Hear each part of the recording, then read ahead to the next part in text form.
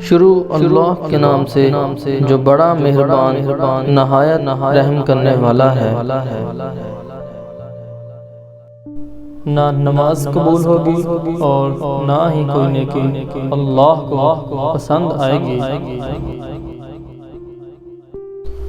ارشاد نبی صلی اللہ علیہ وآلہ وسلم ہے، حضرت ابو ہریرہ رضی اللہ عنہ سے روایت ہے کہ آپ صلی اللہ علیہ وآلہ وسلم نے فرمایا، تین لوگوں کی نہ نماز قبول ہوتی ہے اور نہ کوئی نیکی اوپر چڑھتی ہے۔ ایک بھاگے ہوئے غلام کی جب تک کہ اپنے مالک کے پاس واپس نہ چلا جائے اور اپنا ہاتھ اس کے ہاتھ میں نہ دے دے۔ دو، ایسی عورت جس سے اس کا شوہر ناراض ہو۔ تین، اور مرد شرابی کی کہ جب تک نشے کا اثر بالکل ختم نہ ہو جائے۔ اس حدیث پاک کی تفصیل یوں ہے کہ مرد عورت پر نگران ہے اور عورت مرد کے ماتحت ہے۔ عورت کے لیے خدا کے بعد مرد کی اطاعت سب سے زیادہ ضروری ہے۔ والدین کے حق پر شوہر کا حق غالب ہے۔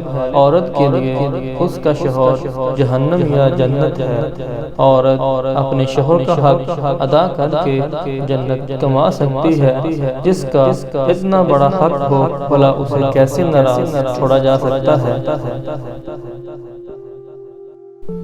جسے رفیق حیات بنایا ہو، زندگی بھر کا معاون بنایا ہو، دنیاوی اعتبار سے جس کے بنا گزارا نہیں، اسے کیسے ناراض رکھا جا سکتا ہے؟